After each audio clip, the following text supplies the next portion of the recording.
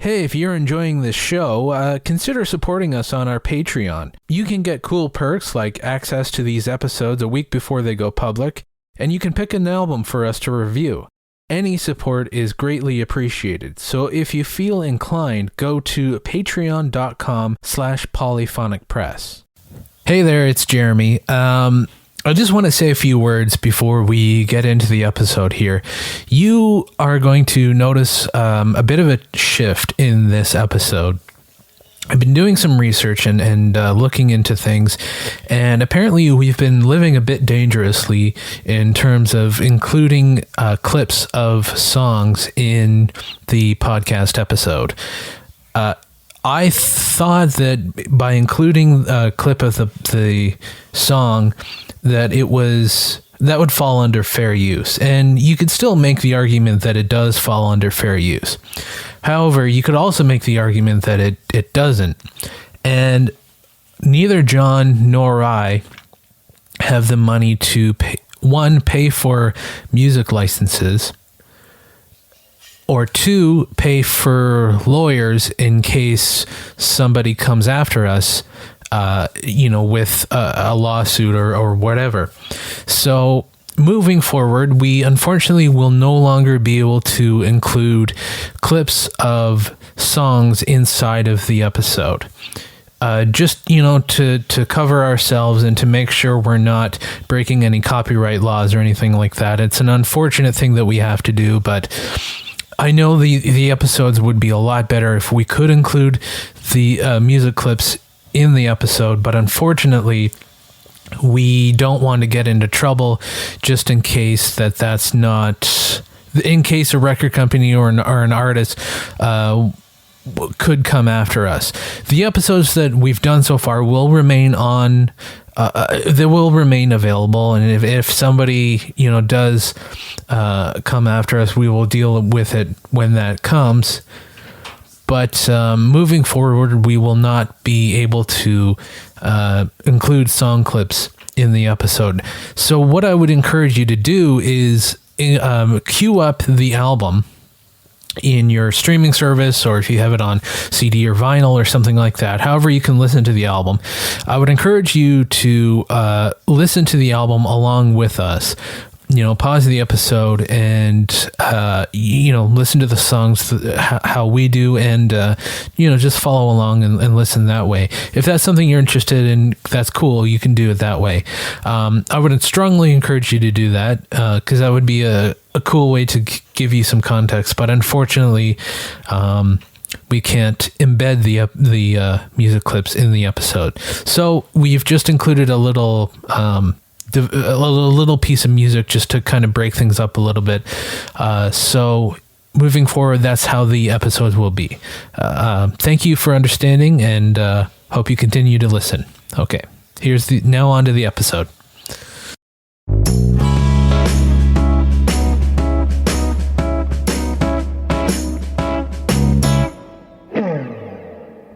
You're listening to Polyphonic Press, a podcast for music lovers. Join your hosts, Jeremy Boyd and John Van Dyke, as they take a deep dive into a classic album and analyze it track by track.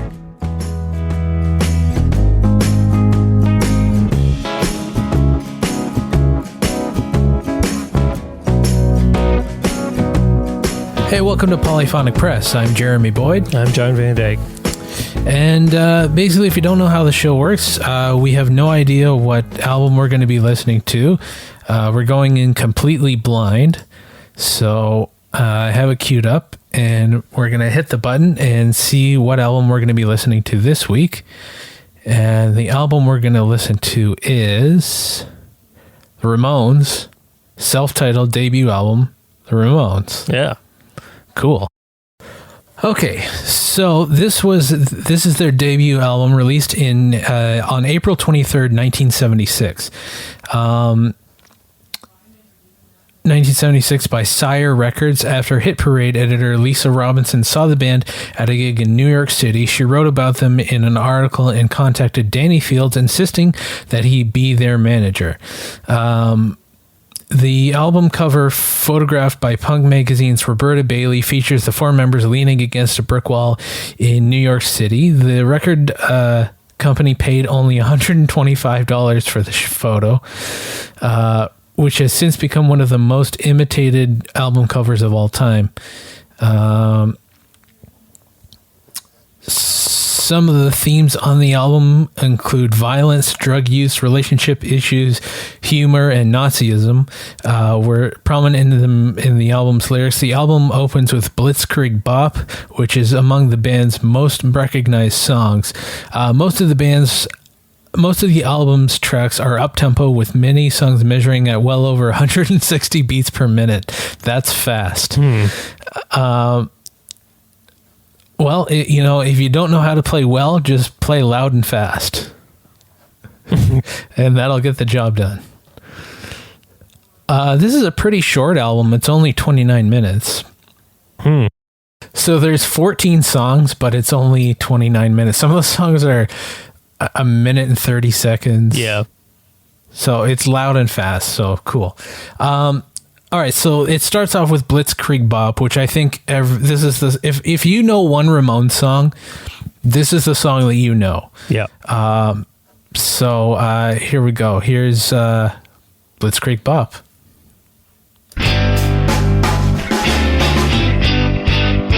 Cool, short and punchy. Yep. I always like that song, and one of the things I always liked about it is sort of the breakdown in the middle. When they're chanting the "Hey ho, let's go," and it's just the drums, and then the bass starts, Yep. and then the guitars kick in. I love when songs have that slow build kind of thing. Mm-hmm. I always like that kind of I always liked it when the instruments are coming in, one at a time like that. Yeah. Yeah. I gotta say the band actually sounds pretty tight. They do.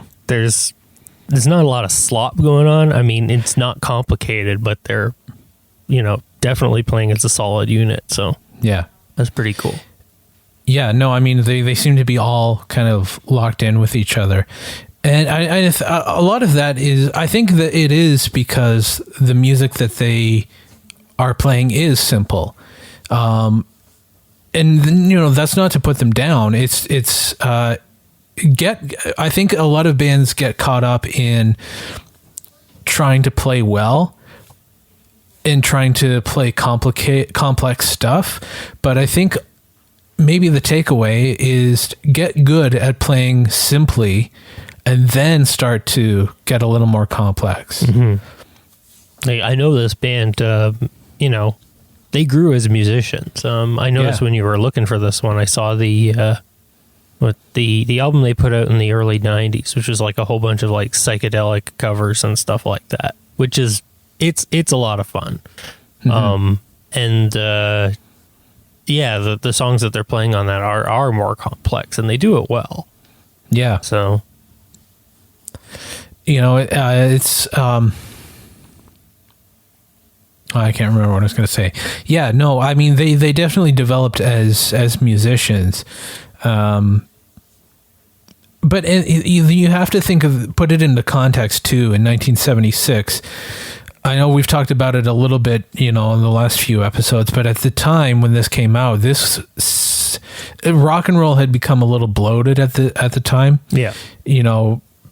Prog rock had kind of overstayed its welcome a little bit, and this was something fresh, not necessarily fresh. It was back to basics, and I think people were wanting something that was a little more accessible, stripped down, but also had an edge to it as well. I mean, this isn't Debbie Boone or anything like that.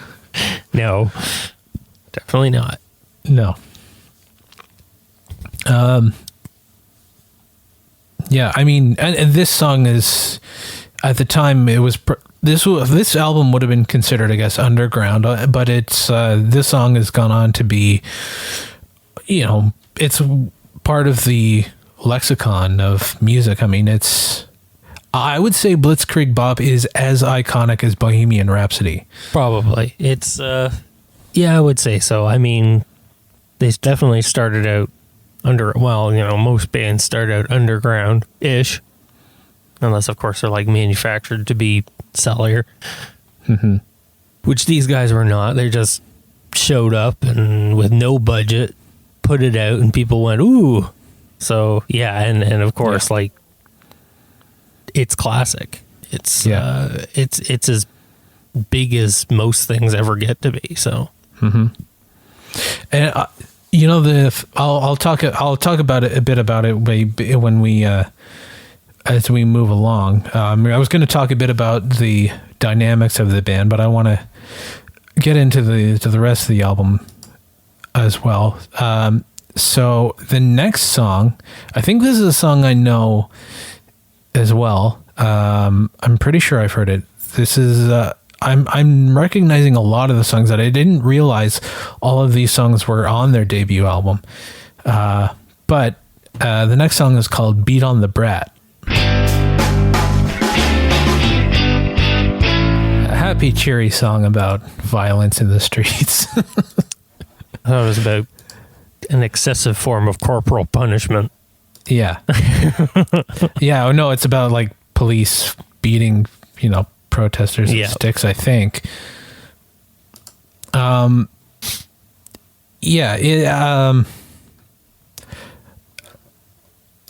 So one of the things about the Ramones, I can't remember who it was, but they were talking about seeing the Ramones at a club in New York City, probably CBGB's, and talking about the first time they saw, or about halfway through the show, they hated it because it's like, are they really going to play another, minute and a half song with 3 chords that sounds exactly the same? and then by the end of it, it's like, well, of course they're going to play another one. And it's like, because that's who they are. That's what they do. And by the end, they loved the show, and they loved it. They loved because they weren't trying to pretend to be something that they weren't. Even if it was the same kind of thing over and over again, it was them, and they were being authentic. Yeah, and the songs, they don't sound exactly the same. I mean, they're definitely, there's a trend. I mean, yes, there's definitely a thing that they know that they're good at. And they certainly weren't at the point of moving beyond that at this point in their career. No. But yeah, that's kind of fun. I mean, it's quintessentially punk. I mean, this is kind of the stuff that you think of when the term punk comes up. You think this sound. It's kind of been, it's the, I want to say the prototype. It's the archetype. So. Yeah, no, I agree. It's we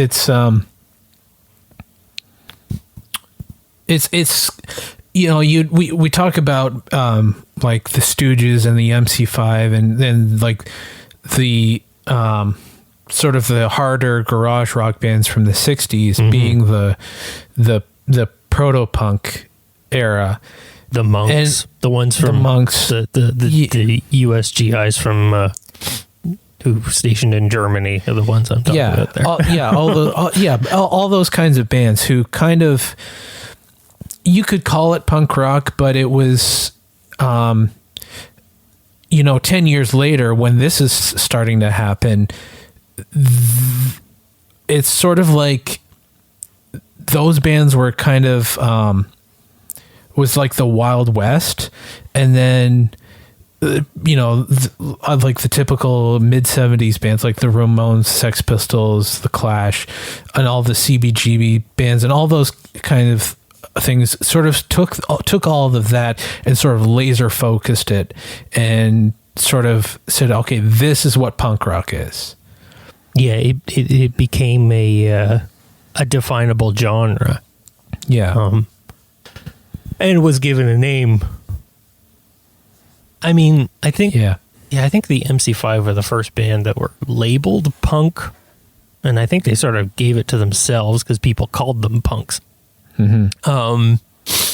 But yeah, it became a trend, like an actual genre on itself, and sounded a little different than what the MC5 had put forward. But not that different. No, not that different. You know. It took a studio mistake with the Back in the USA album for the MC5 before they sounded like a typical punk band, because they were a very and that album became very influential to punk bands both on both sides of the ocean. Mm-hmm. Partly because of that sort of tiny roar in quotation sound that was a studio mistake. Mm-hmm. Yeah, didn't it was mastered too high or something? I don't remember exactly what they did with the master. I mean, it sounds all right. It took me a little while to get into it because it was it did sound so different than their live stuff. Their live stuff is very I would say high energy, but like high fit. It's loud. Like it's kind of distorted. It's like pushing the limit to what the tape can handle, right? Like didn't they mix it too high or something? There was something, yeah. It might be, but I know in the studio, it seems to be a lot of the low end was taken out of it, because it was definitely this. It was not a tiny roar when they go on stage or went on stage. It was, and of course, I can't think of their names. Wayne Kramer didn't shy away from doing guitar solos, and he was one hell of a guitar player. But that became sort of a thing, a big no-no in punk later on. Right. Yeah, for a while. So I wonder if a lot of punk rock is, especially not so much in the mid 70s, but when you get into the 80s, when like after Sid Vicious died, punk kind of became more of an underground thing, and the punk in the 80s was much more do-it-yourself kind of stuff, and there was like little pockets of communities, and they didn't really have any expectation of being a famous band because punk wasn't popular at that time, so it's like, well, we're just going to do it because we love it. Well, new wave had sort of taken over. It was supposed to be the approachable punk. But even after new wave, when you get into the synth pop of the 80s, even further away from punk rock,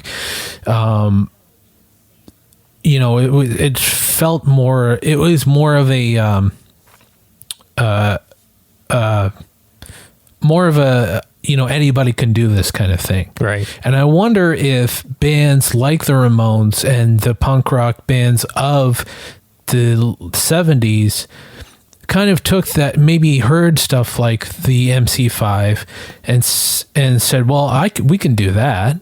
And I wonder if that was sort of the progression of, we can't play like Yes, but I bet you we can play like the MC5 and play a few chords and play them really loud. Oh, I'm sure. Yeah. I mean, why not? Yeah. And not only that, especially as punk progressed, they were allowed to experiment beyond what was, built beyond the Ramones rigid archetype that they were expected to be in the 70s. Yeah, you kind of have to. I mean, you either grow as an artist or you stop doing what you're doing. I mean, you can't, because trends come and go. I mean, you have to I'm not saying you have to keep up with the times, but you can't keep doing the same thing over and over again. Right. You know, you'll get bored and your audience will get bored. Yes. Yeah.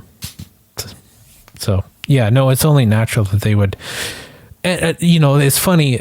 You talk about, this just reminded me, this is kind of related, but, you talked about how guitar solos were a no-no in punk rock, but so the Police were a punk band in disguise because they were, you know, like 5 years older than the other punk bands, and Stuart Copeland was in a progressive rock band called Curved Air, right? And I think Andy Summers was like a jazz guitar player. Sting, I don't think he had any formal training, but he was, you know, he could play his bass well. But they were on tour. I don't know if they were actually toured with the Clash, but they were, you know, playing the same show or on the same bill or something where they were playing with the Clash. And, you know, it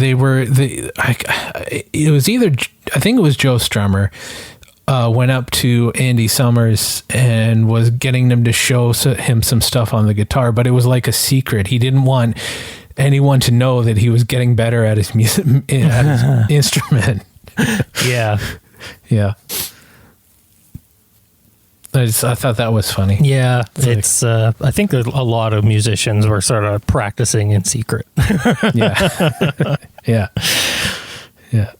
Well, and the other thing, it's also a tribal thing that happens, especially when you're younger. Yeah. There was, do you know, you might have seen some of his interviews. Have you ever heard of Jonesy's Jukebox? I think so.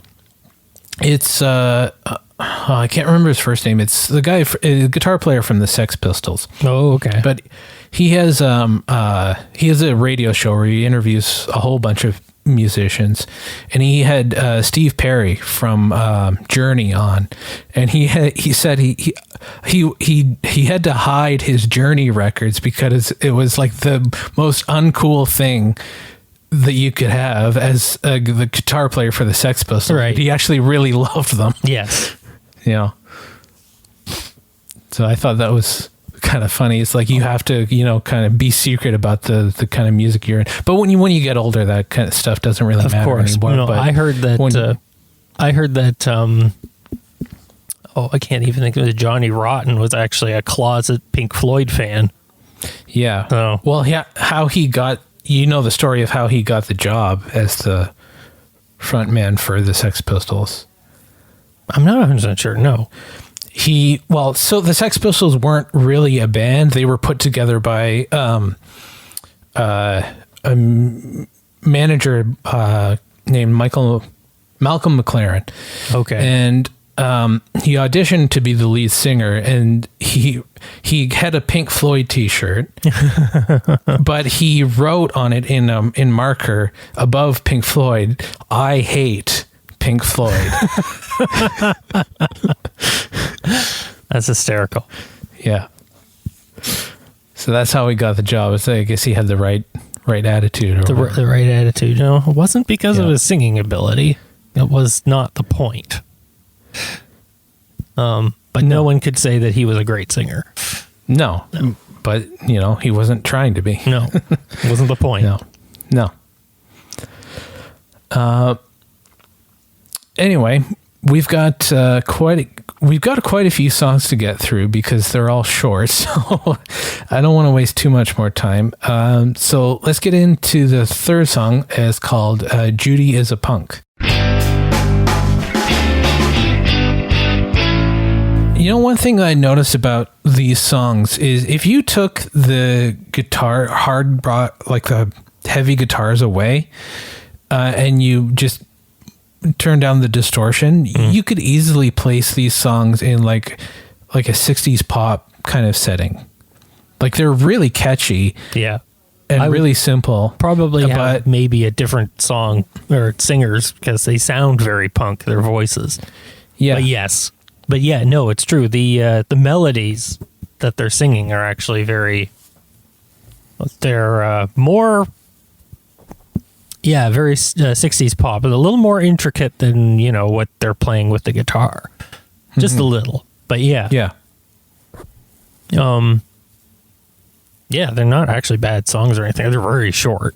Some of them could stand a few more verses in there. But, Yeah.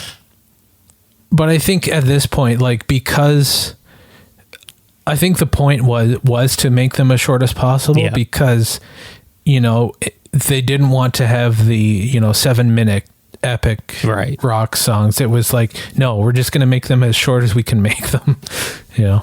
They're meant to hit you like a punch as opposed to, psychological torture. Yeah, exactly. Yeah. It's like, well, if listening to music is going to be painful, I'll make it short. Yeah, exactly. Yeah.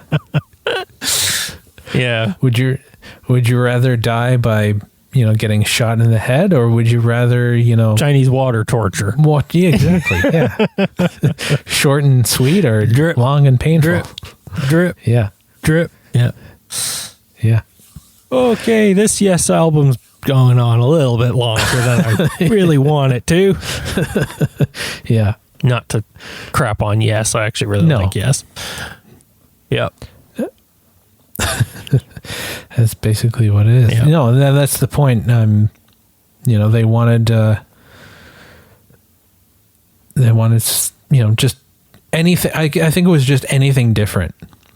Yeah. Yeah.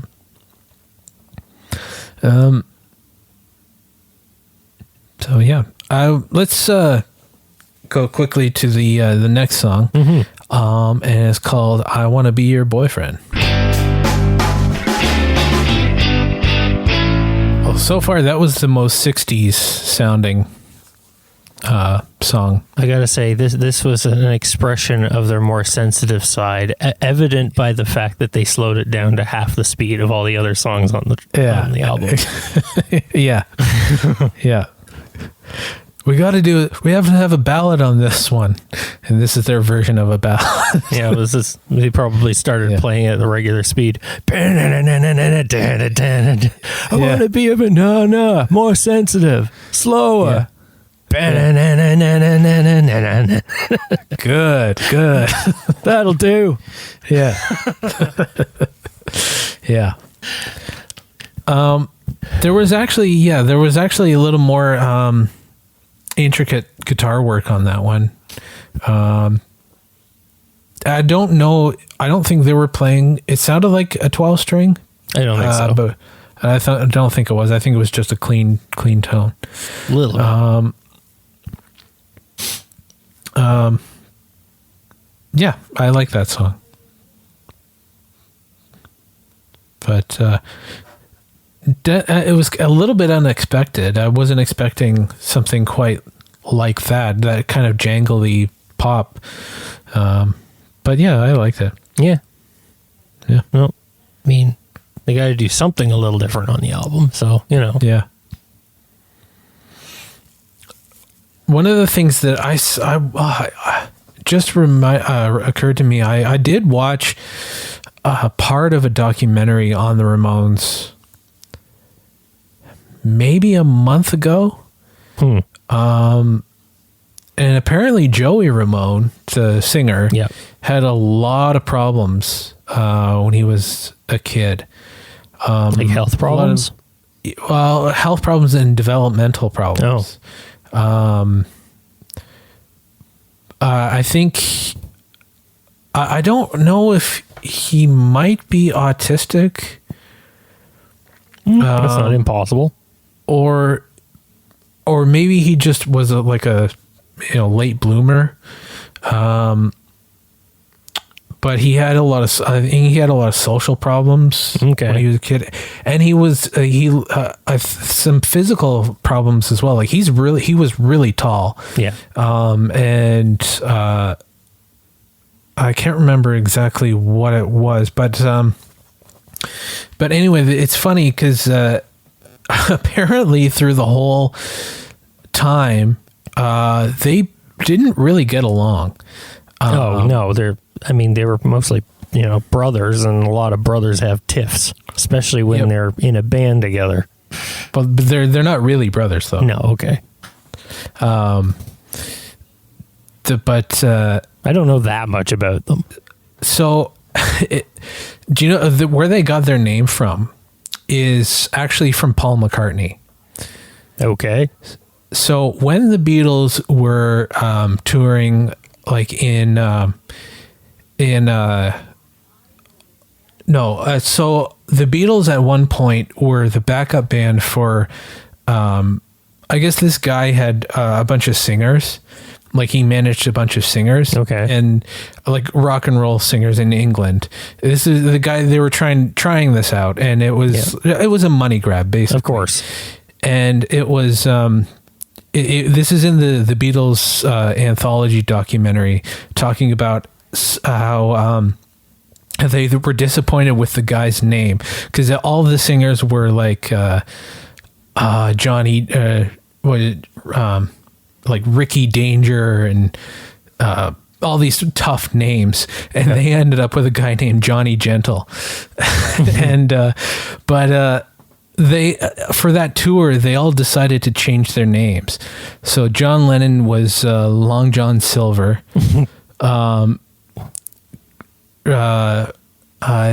George Harrison was Carl Harrison because he liked Carl Perkins. Okay. And Paul changed his name to Paul Ramon because he thought it sounded exotic in French. So that's where the Ramones comes from. Interesting. That's how they got their name. Yeah. That's pretty, that's some underground trivia stuff there for a punk band. That's cool. Yeah. So, yeah, that's where they got their name. And so they all decided to change their name to, well, Joey Ramone. But they're not really related. Okay. Joey Ramone's real name. What are their real names? Joey Ramone's real name is Jeffrey Hyman. Okay. Johnny Ramone is the guitar player. His name is John Cummings. Yeah, so they're all, regular. And they all have changed members. So every member that has come into the band has taken over the name, taken something Ramone. So yeah. That's interesting. Yeah. No, I was not really all that knowledgeable on that. So, but still, a lot of bands have problems with staying, friendly to each other. Well, but this is how I guess socially inept they are, or they were, is like one of their first shows, they're fighting on stage about what song they're going to do next. Like they're actually like yelling at each other about what song they want to do. Why next. does it matter? Two minutes later, they're going to have to pick another one anyway. They might as well play whatever they. Yeah. They might as well just shout out a song, even if they do it, the same song twice in a night. I don't think anybody's going to notice. No, exactly. They might even like it. I don't know. Yeah. Yeah, it's a little silly. Yeah. But, they're young and don't know any better. Yeah. But I just think it's funny that, from day one, they didn't get along with each other, but they still kept going.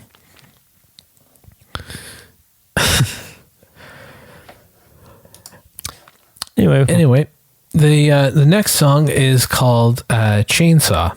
So here we go. All right. So that was that noise at the beginning. I had to turn it down. That was screeching. One of the things that I noticed that that contributes to their sound, and I never noticed this before, is all the vocals are double tracked, but they're not really lined up. They're kind of sloppily put together. And I think it's because Joey doesn't really sing the song the same way twice. But it's still, it gives it a life. It gives it a life. It gives it like, I don't know. It's just a unique thing to their sound. It's not, I'm not saying it's a bad thing. Nope. It's just, it's something that's unique. And really, I mean, I don't think, because the songs are simple, I don't think the vocals really needed to be doubled, but it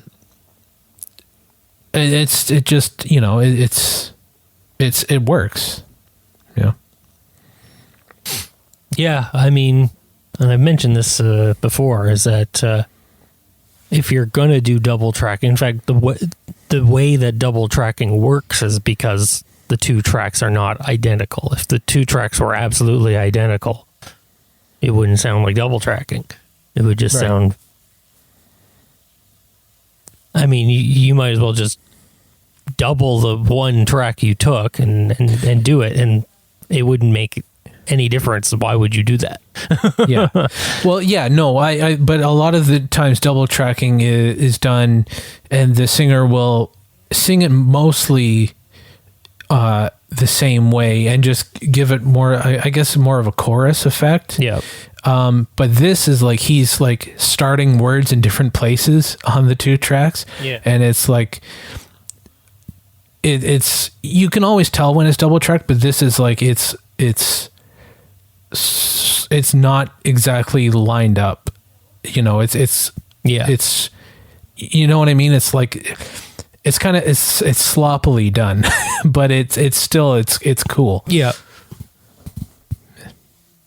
No, I always thought it was just maybe one of the other members in the back sort of like singing along, but if it's just Joey singing with himself, sort of. But yeah.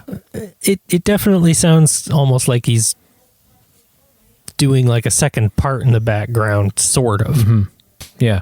So yeah, it's definitely its own thing. It's again, it's not a problem. It's just, no. Where else are you going to hear something like that? Yeah, exactly. But I want to, this is the song that I'm interested in most, because it's I think the funniest title. It's Now I Want to Sniff Some Glue. These almost sound like oh, sorry. What were you going to say? I was going to say is it almost sounds like these are just like different ideas coming, like, especially considering how short the songs are. It's like this ADD kid or something like that. And he's like, I want to do this now. Okay, now I'm going to go do this. And now I'm going to go sniff some glue. So, yeah. Yeah. Kind of feels like that. Anyway. Yeah. That's just me. Bouncing all over the place. Yeah. All right, here we go. Yeah. They're getting a little musical there with the different parts, the different riffs. Yeah. I like the song. I thought it was funny. I mean, yeah, it's a music. Yeah. They're not meant to be taken too seriously. No. Oh.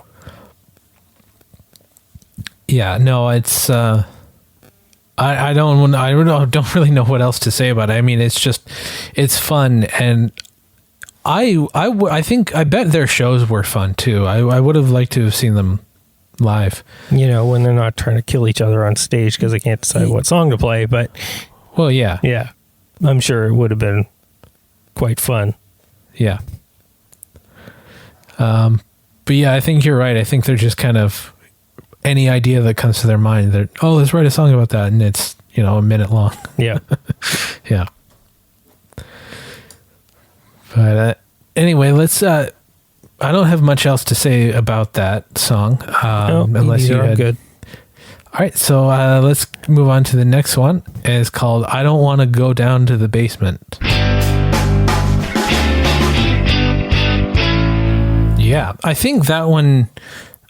I don't know if you got in my head a little bit, but it sounds like they just kind of came up with it on the spot. Yeah. They just like, well, let's just start playing and hit record and let's put that on the album. It's just like, what's something you want to do? What's something you don't want to do? Yeah. What's something you want to do? I want to sniff some glue. What do you not want to do? Go down to the basement. Could be. I don't know. Yeah. I wasn't there in person, so no. But it sounds that way. Yeah, it does. It's whatever. It's cool. I like that this. Maybe I don't know how to say that. I got in my head that it was all the songs would sound exactly the same, and it was just the chords. But they're a little more complex than I actually thought. And they're actually, I thought they developed more as musicians further down, in their career. I mean, they did. And they did, yeah. Absolutely. But I didn't, these songs are, I'm kind of surprised that these songs are a little more complex than I thought they would have been. They're still not, complex. Yeah, but this is, I don't know.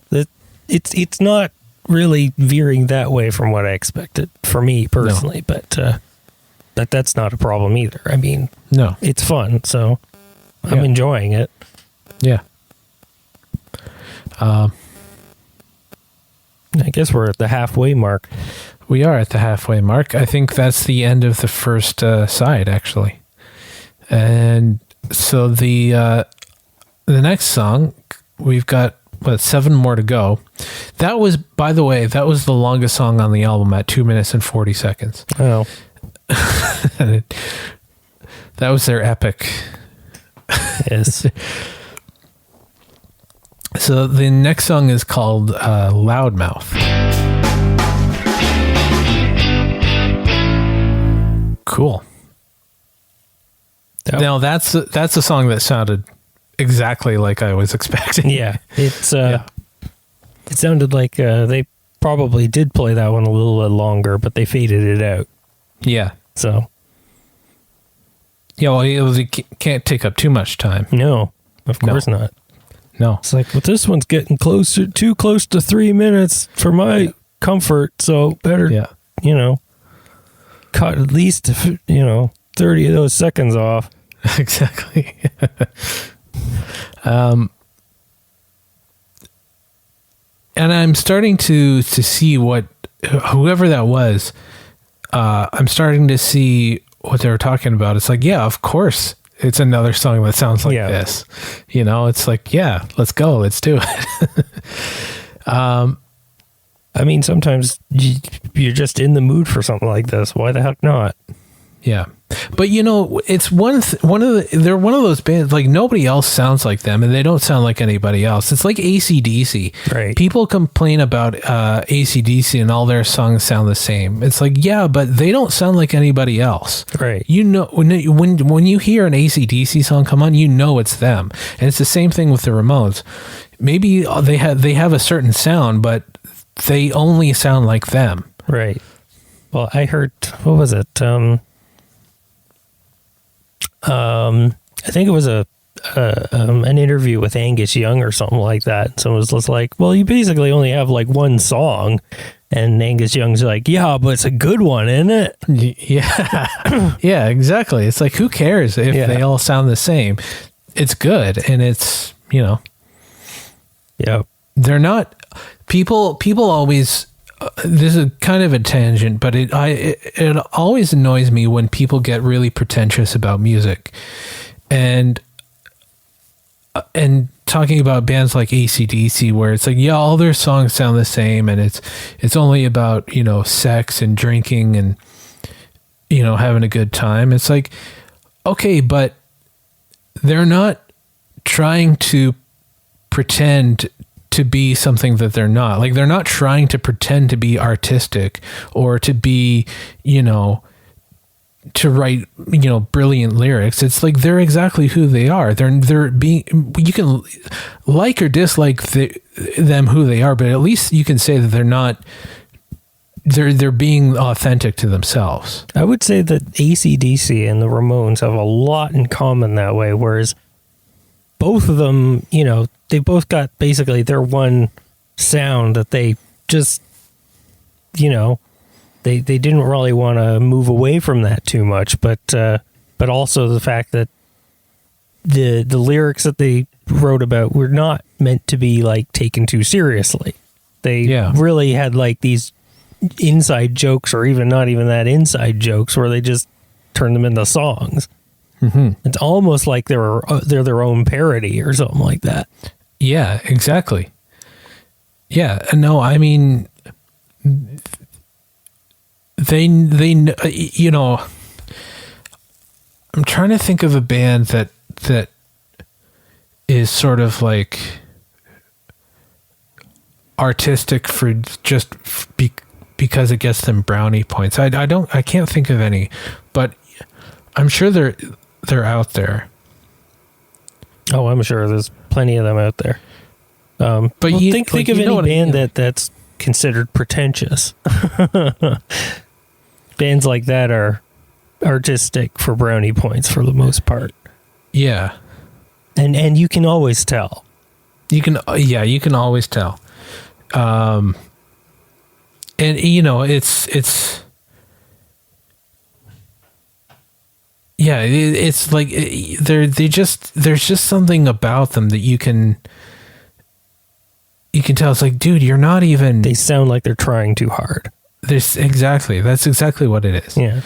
Yeah. I can't think of any specific examples. I mean, the first band that comes to mind, and I don't know enough about them, but the first band that comes to mind is Radiohead. Oh yeah, but I actually kind of like some of the stuff they do too. I do too, but they tend to take themselves a little too seriously at times. Probably. I do kind of think it's fun when they kind of like write, and maybe it's just the way Tom York's brain works or something like that, but he likes writing like sort of other music within the other stuff, and when you go back and put them together, there's like other things in there and stuff. He just likes doing that whole hemisync sort of thing. Yeah. It's just something he likes to do. I don't necessarily think that's something like he's trying too hard or something like that. I honestly just think it's what he genuinely enjoys doing. Yeah. So, well, I didn't want to throw Radiohead under the bus, but it's the first thing. Maybe it's more their fans. Maybe it's more their fans. Yeah, that also has a lot to do with it sometimes. Sometimes fan like band. Yeah, it's not the band I hate; it's their fans. Tool. There's there's lots of bands out there that they got their own thing going, and sometimes the fans run with it a little bit further than I think even the band intended. Okay, so I just thought of someone who I can put into that category. Okay, Morrissey. Oh God, yeah. And the thing is, I'm not even really against like the Smiths originally, but yeah, he became an insufferable asshole for sure. Yeah. I was never a huge fan of the Smiths. No. They were always too depressing for me. Yeah. Yeah, I like Johnny Marr. I think Johnny Marr's a good guitar player, and I like his solo stuff, but I wasn't into the Smiths. Yeah. Yeah. But Morrissey is someone who he doesn't seem to have a sense of humor about himself, and he takes himself way too seriously, and he takes everything too seriously. Yes, and he doesn't have a sense of humor about a lot of other things either. No, he's an asshole. The poster boy for not being able to take a joke. Right. Yeah. Exactly. Yeah. No, he that's someone I can put into that category. The Morrissey and the Ramones are on the complete opposite ends of the spectrum. Yes. In terms of how fun they are. Right. Yeah. Pretty much. having said all that, the next song is called Havana Affair, going down south.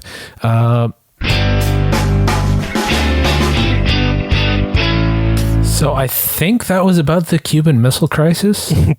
Maybe. It's I like the use of the cowbell on that one. Yeah. It's interesting how just adding that one extra little percussion thing sort of changes the mood of the song. Yeah. Gives it more of that island flavor, oddly enough. Yeah, I know. Yeah. It's punk rock, South American style. I guess so. Yeah. No, no, other than that, it sounds like all the rest of the songs, but yeah, you're right. It's just that one little ingredient changes the whole thing. Yeah. Yeah, I don't really have anything else to say about the song. No, I think we basically just nailed why this one's different than the others. Exactly. Cowbell. Yeah. Gotta have more cowbell. Gotta have more cowbell. All right, so then the next song is called Listen to My Heart. I had a thought about that song, but I can't remember what I was going to say. Damn. Oh, that's what it was. As we actually got a bit of a guitar solo in there. Oh, yeah. Yeah. Which is sort of unique for this album. Oh, yeah, for sure. Yeah, that's not something you expect to hear on a Ramones album. Of course, it was a very brief guitar solo. Yeah, and it was the same riff over and over, but hey, that's all right. Yeah. Yeah. They're still learning. Give them a break, man. Yep.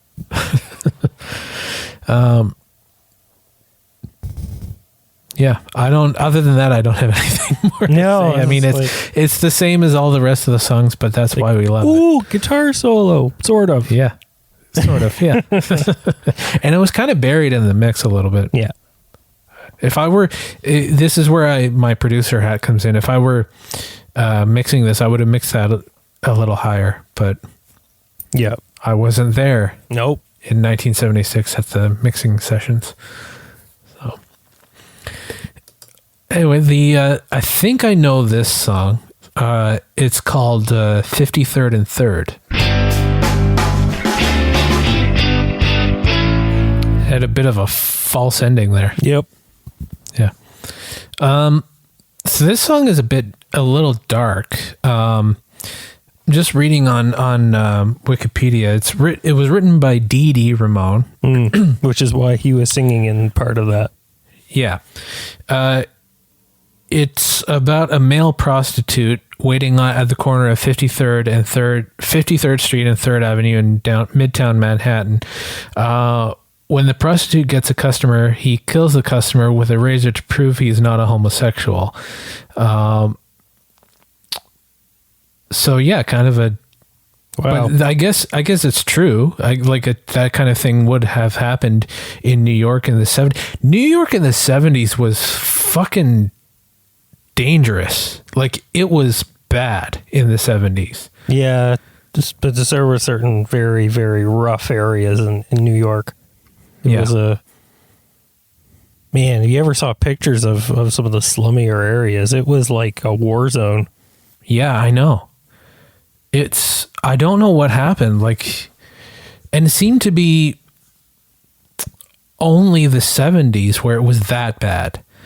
It was always rough, but it was it seemed the roughness of New York seemed to hit a peak in the 70s for some reason. Yeah, even in the 80s. I mean, there was it could still be rough in the 80s, but it was starting to its turnaround. Yeah. In a lot of ways. Yeah. Yeah. Yeah, it was definitely at its roughest in the 70s. It's just the slums were the slummiest. The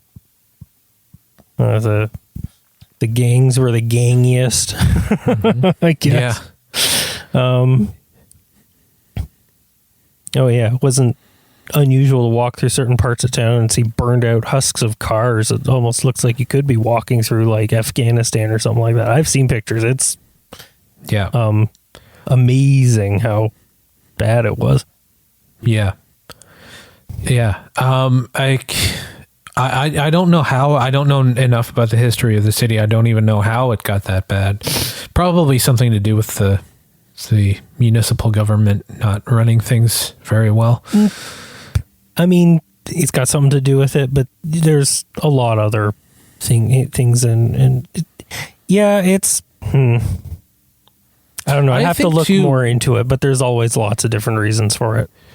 I think when you get that many people in one concentrated area, but but doesn't necessarily have population. To be that. No, because New York's gotten better and it's gotten bigger. It's gotten bigger too. Yeah. So I don't think. Yeah, that's not. I don't know. I don't know why it. Because I was watching a documentary about the son of Sam, who was a serial killer in New York in 1977.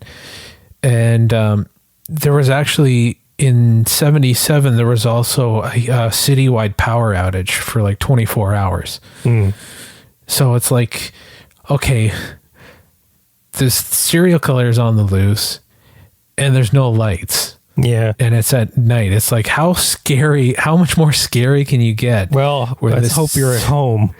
Yeah, exactly. Oh.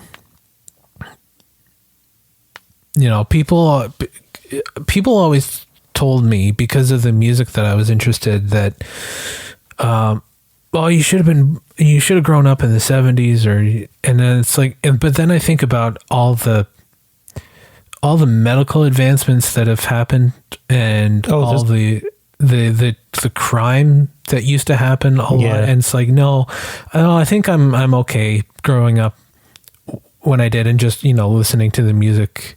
Yeah. There's always a give and take there. I mean, I can listen to all of the music and appreciate all the art from those periods. It's not as fresh as it was at the time, but it can still be, it's fresh to me at one point, before it becomes just another thing in my rotation.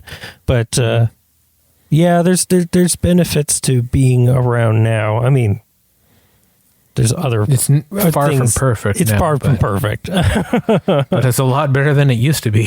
That's for sure. In some ways, yes. Yeah, for sure. Yeah.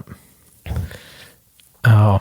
And the other thing too is, if you were living through the 60s and the 70s, you would have to wait for that music to come out. Whereas now you can just listen to it whenever you want to. For the most part, yeah. And even talking about things going on at the time. I mean, we know the stuff that happened at the time. When it was happening, you didn't know what was going to happen. I mean, after, things like MOK was being shot. I mean, you hearing about it, you think, well, that's really rough. Can you imagine being alive at the time and expecting great things from this guy and then just hearing about him getting assassinated? 1968 was particularly bad. I mean, how many people that were expected to do great things got assassinated that year? Well, yeah, there was Martin Luther King, Bobby Kennedy, was Malcolm X. I don't remember what year that was. In 68? I think it might have been a little later. I think it was like early 70s. I'm not 100% sure on that. Fred Hampton. That was a rough year. People think that, 1968 was like the bummiest year to be a progressive. Yeah. So, yeah. Yeah, no, I would not want to live through that. And then you had like the Kent State and the late 60s and early 70s was, and if you're in the United States, they still had the draft to deal with. It's like, no thanks. Yep. No. Hard pass. I'll take the music, but I'll leave a lot of the other stuff. Might even take some of the fashion. Yeah. Yeah. But the the culture at the time. No thanks. Anyway, we've got a few songs left. The next one I think is, I read it's a cover of, what's his name? Chris Montez, who's a musician. I've never heard of him. Yeah. But I guess this is a cover of his song called Let's Dance. Well, that was very... I'm curious to hear the original now to see how well it fits in with the Ramones sound. And how much they changed it. I like the harmonica there at the end. That was sort of an interesting sonic choice to put at the to sort of wrap it up. Yeah, I would not expect the Ramones to have a harmonica in one of their songs. I mean, again, it wasn't particularly fancy, but it was just another sound, a different flavor to throw in the mix. It was kind of neat. I'd be very curious to hear the original song too, because that's I'm guessing it's probably some sort of like 60s dance track that they did, and we were talking about earlier how stuff like that can pretty easily be we were talking about how they're when they're singing the melodies sound very much like 60s pop songs. So really thinking about a lot of like music like that, 60s pop songs and dance tracks could probably be very easily converted to a Ramones style punk track. So yeah, and this is probably a perfect example of that. Yeah. Yeah, no, I agree. Yeah, it fits in perfectly. Apparently this song was also done by the band Slade. Okay.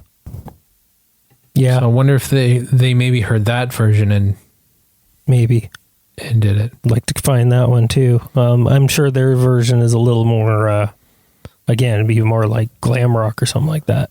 Yeah. Pretty cool. Yeah. So we've got 2 more songs left. So the second to last song is called "I Don't Want to Walk Around with You." All right. Another thing they don't want to do. Yeah. They don't want to do it in the basement. Sorry, what were you going to say? And they certainly don't want to do it in the basement. No. but they will sniff glue.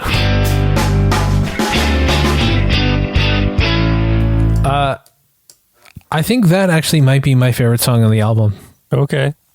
I don't know. I just like the over exaggerated, like, temper tantrum of the vocal style. Yeah. I don't want to walk, and then the back. Ew. I was just thinking as that song's playing that like someone should do like a flow chart or a Venn diagram or something like that of things like the Ramones. Things the Ramones want to do and things the Ramones don't want to do. Yeah. So just go over all their albums. I want to walk around with you. I don't want to walk around with you. I don't want to go to the basement. I want to be your boyfriend. I want to be sedated. I want to sniff glue. Yeah. Yeah. Yeah. Yeah. And they have other songs too. Like there's Judy. They have I think the third song on this album is Judy Is A Punk. Yep. So they also have another song called Sheena Is A Punk Rocker. So, I think I would like to see Judy and Sheena battle it out because, well, one of them is a punk and the other one is a punk rocker. Oh, so how could they ever get along? I don't know. They need to defend their title. Yeah. It's a battle to the death.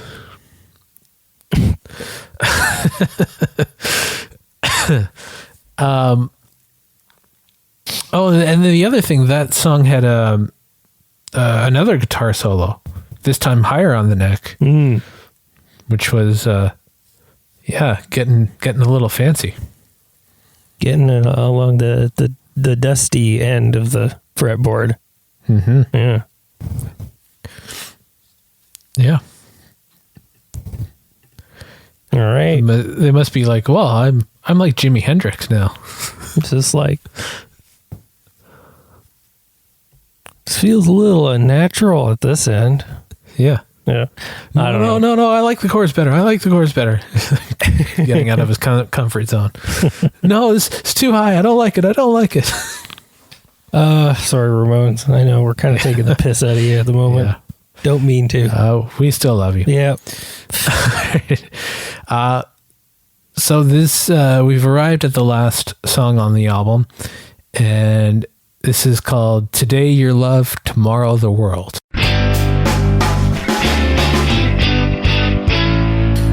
Cool. Cue the dead Kennedys, Nazi punks, fuck off. Yeah, exactly. Yeah, that's this. It's funny. It's the people. I know there were Nazi punks, yes, but the Ramones definitely. No, I don't weren't. think so. I mean, I think this is an anti-Nazi song actually, and even though it is,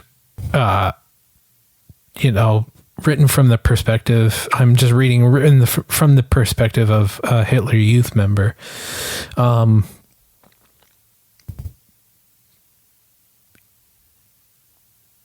Yeah, I don't think they.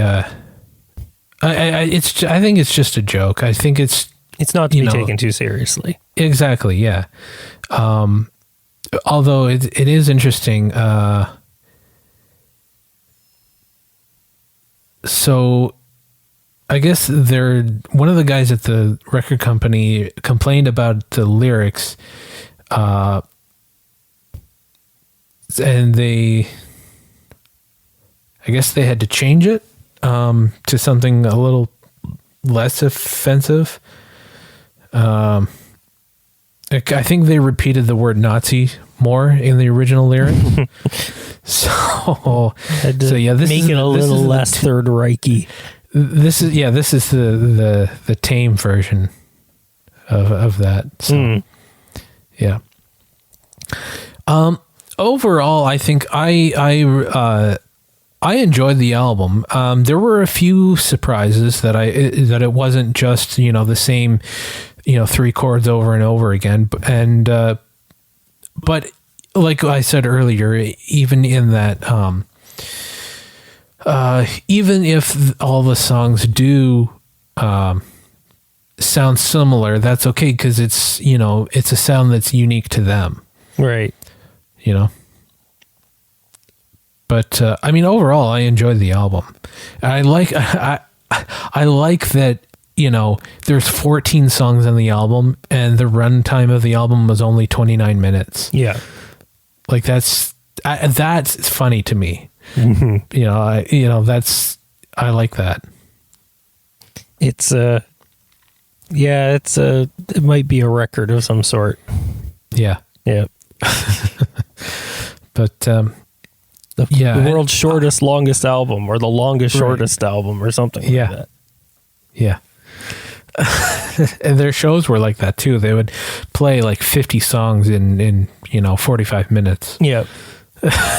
So. Ooh, how many songs is that? It was like 105. What time is it? It's still only 7. Yeah, exactly. That's pretty much it. Yeah. Yeah. But yeah, I think I want to go and listen to more of the Ramones. I'm curious about some of their later stuff because I'm not as familiar with the later stuff as I am with the earlier stuff. So I would like to expand my Ramones vocabulary, I guess. Yeah. But yeah, I don't have anything else to add. No, I think we basically, I mean, it's the Ramones. There's not a whole lot to say about them. No. Just that, yeah, they're, got that punk sound. They're kind of got the sound. They kind of were the quintessential punk band of the time in a lot of ways. Yeah. Yeah, when most people think of the sound of punk, this is what they think of for a lot of in a lot of cases. Yeah. So if there's nothing else, I thank you for listening. If you made it this far, you can check us out at polyphonicpress.com.